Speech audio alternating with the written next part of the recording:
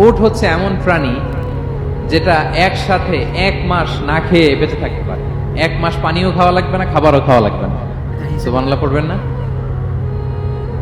এট এ টাইমে একটা উট, প্রাপ্তবয়স্ক একটা উট একসাথে 200 লিটার পানি খেয়ে ফেলতে পারে।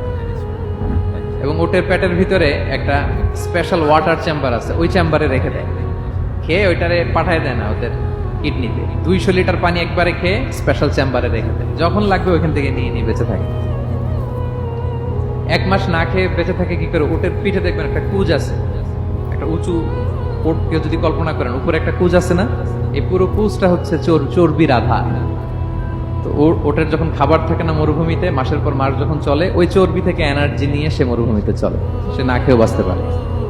আমাদের চোখের মধ্যে যেমনি একটা পাপড়ি, এরকম এক পাপড়ি দিয়ে উটকে আল্লাহ বানায় নাই, ডবল লেয়ারের পাপড়ি দিয়েছে।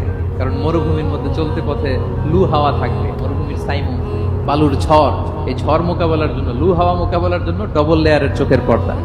একটা পর্দা ফেলে রাখে আর একটা খুলে সে হাঁটতে থাকে, তার কিছুই হয় না।